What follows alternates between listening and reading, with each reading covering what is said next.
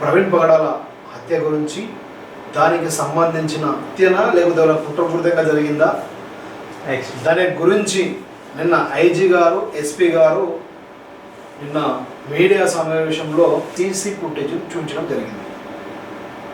అసలు ఆ సీసీ ఫుటేజ్లో నిజంగానే ప్రవీణ్ కుమార్ గారు తనంతట తనే యాక్సిడెంట్ జరిగిందా, లేకపోతే ఎవరైనా గుద్దిల్లా, లేకపోతే ఏమైనా కుట్రపూరితంగా జరిగిందా అనేది నిన్న పోలీసులు బయటపెట్టడం జరిగింది.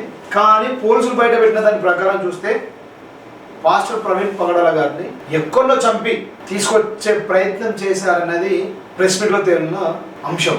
ప్రవీణ్ గారు వెళ్తున్నప్పుడు, బైక్ మీద వెళ్తున్నప్పుడు ఒక 4 కార్లు సీక్వెన్స్ గా ప్రవీణ్, కానీ ఆ 4 కార్లు ఎవరనేది ఇంతవరకు పోలీసులు తెలియలేదు. ఒకవేళ బిఫోరే ప్రవీణ్ కుమార్ ని చంపి వేరే కారు తోని ఫోర్స్ తోని వస్తారా? ఒకవేళ యాక్సిడెంట్ అయింది అనుకుందాం, అందరూ ఆలోచించే విధానంలో యాక్సిడెంట్ అయింది అనుకుందాం. యాక్సిడెంట్ అయితే కారు బైక్ ఒకవేళ గుద్దింది అనుకుందాం, గుద్దితే డిస్టెన్స్ లో బైక్ పడుతుంది, డిస్టెన్స్ లో మనిషి పడతాడు. కానీ ఇక్కడ ఏం జరిగింది, ప్రవీణ్ మీదనే బైక్ పండబెట్టున్నట్టు ఉన్నది. ఇక్కడ మనకు అనుమానం వస్తలేదా?